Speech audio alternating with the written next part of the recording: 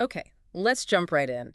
We've got this really interesting mix of sources you've shared, stuff from the Ontario Human Rights Commission, Disability Rights Wisconsin, Yale, a research paper, even a Reddit thread.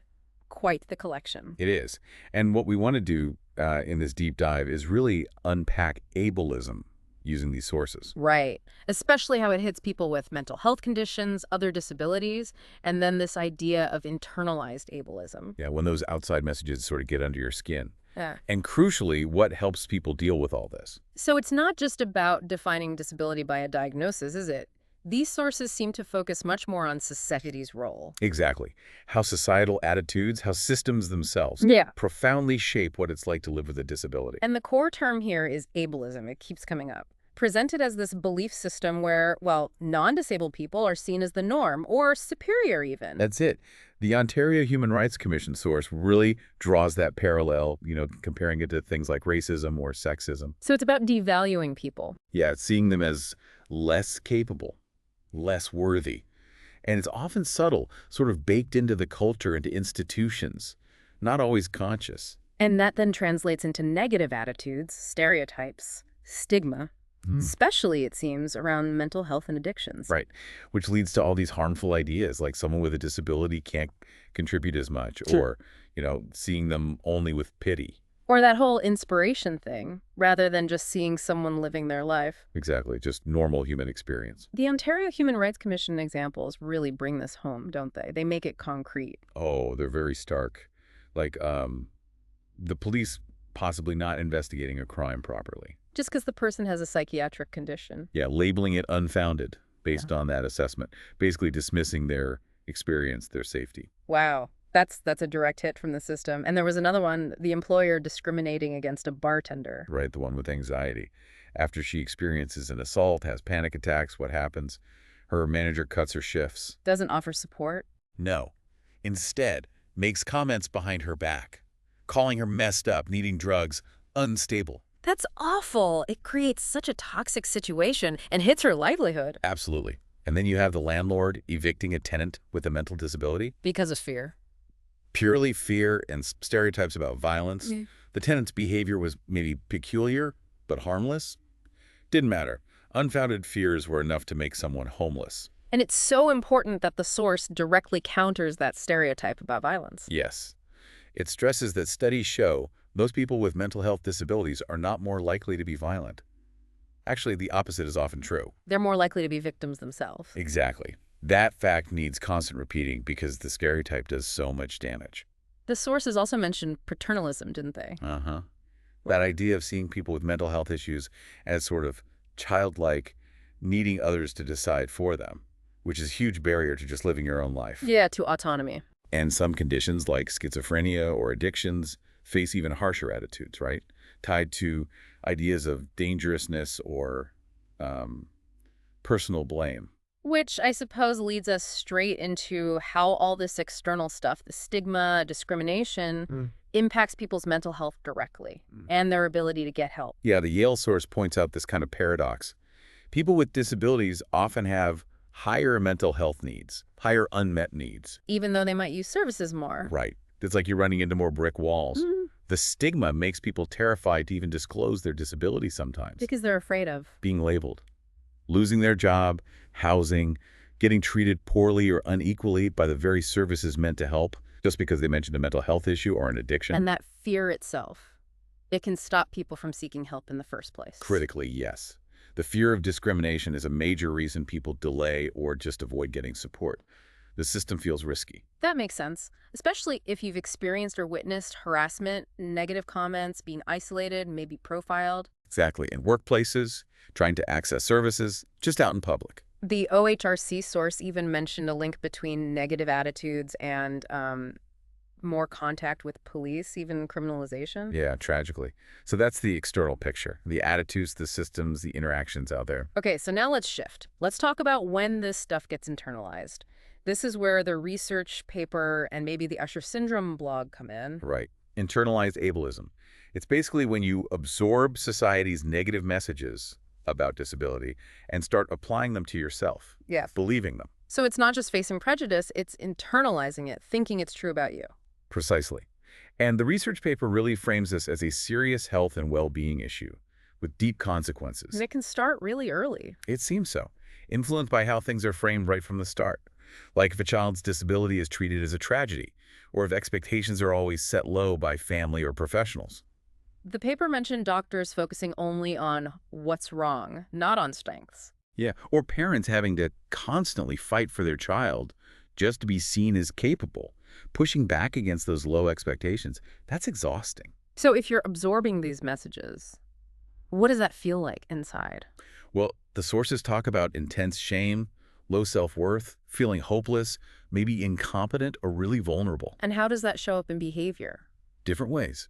Maybe trying to distance yourself from your disability or from other disabled people. There was a participant, Tina, who felt she always had to prove herself. To fight the stereotype that physical disability means intellectual disability? Exactly. That constant need to work twice as hard just to be seen as competent, which is exhausting and can lead to feeling like you're never quite good enough. The research paper mentioned passing, too, trying to hide your disability. Yeah, trying to pass as non-disabled to avoid discomfort, maybe feel safer, but that takes huge energy. And, what if you can't? And shame seems really central to this. The paper linked it to society, basically saying being disabled is an invalid social position. Which then makes it hard to ask for help, right? Or accommodations. Because you feel like a burden. Yeah, or asking for help confirms that negative belief you've internalized. The Usher syndrome source mentioned exactly that fear of asking for accommodations because of internalized negativity, feeling guilty about needing support. Okay, but then the Reddit thread throws a bit of a curveball, doesn't it? It adds some important nuance here. It really does. It shows that this concept, internalized ableism, isn't always straightforward for people within the disabled community. Some find it problematic. How so? Well, some argue that feeling, frustrated or angry or grieving changes in your body or abilities. Uh-huh. It's just a normal human reaction. To the actual difficulties or losses that can come with disability. Exactly. Like one user said, it's not internalized ableism to be frustrated by your body's limitations or to grieve becoming disabled. It's just reality. Yeah. A valid response to a tough situation. So sometimes the labor feels like it dismisses that real struggle. Yeah, some felt it was used almost to police their feelings.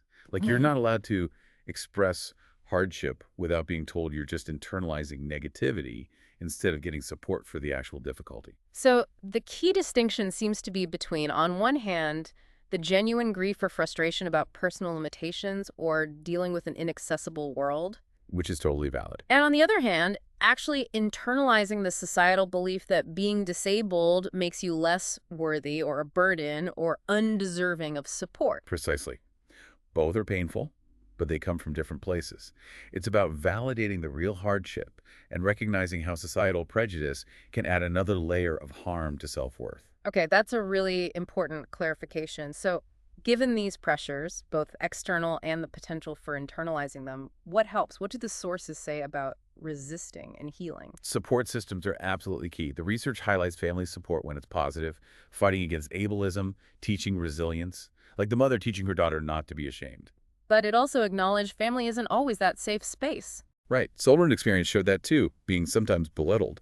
So finding other safer spaces is crucial. Environments where you feel you won't be judged. Yeah, where you'll be listened to, respected, and you get to define your own needs. Anna, in the research, talked about the relief of not needing her defensive wall up all the time. That makes sense. And peer support sounds vital too. Hugely emphasized. Connecting with others who get it. Care webs, effective solidarity, support groups like the Usher syndrome source mentioned. Knowing you're not alone is incredibly powerful. It fosters understanding, belonging. Empowerment, healing. The paper had those contrasting camped examples, remember?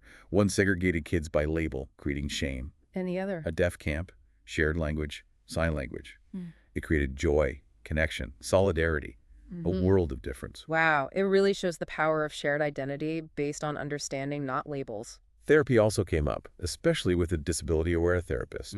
That can be huge for processing grief, loss, and challenging those internalized beliefs. And what about pushing back? Advocacy? Yes, including self-advocacy. Learning to ask for what you need directly, without shame. Disability Rights Wisconsin likely supports that kind of skill building. So individual resilience, support, advocacy, they're all important. But the sources seem clear. This isn't just an individual problem. Not at all. It's systemic. Addressing ableism means changing the systems themselves. And we see calls for that across the board. Definitely. The Yale study wants concrete reforms in mental health care, better disability training for providers, better access physically and virtually, and getting more disabled people into those professional roles. Having people with lived experience changes the conversation, doesn't it? It helps ensure services are actually designed with disability in mind. And the OHRC and their research paper stress that organizations, individuals, we all need to actively fight the stereotypes and harmful practices. And instead focus on rights and dignity, like the UN Convention outlines. Exactly. And critically, professionals in health, social services, they need to look inward too. Acknowledge the history of oppression disabled people have faced. And recognize their own potential biases. Yes, their own possible ableist thinking that could affect how they deliver care. It needs that self-reflection. Okay. So pulling all this together, what we're seeing is ableism as this really pervasive force. It operates externally in society, but it can also get internalized. And it deeply impacts health, well-being, access to care, just full participation in life for people with disabilities. That external pressure feeding the internal struggle, creating shame, making it hard to seek help. It's a tough cycle. It is. But as you said, it's not just a story of challenges. The sources also shine a light on what works. Understanding strong support networks, that solidarity in safer spaces, speaking up for yourself. And pushing for that bigger systemic change. Those are the tools for resistance, for healing, for building positive disability identity. It really underscores that while individuals show incredible strength, the responsibility isn't just on them. It's on society, on our systems. Absolutely. It's a collective responsibility. Right. So maybe a final thought for you, the listener, to chew on based on all this.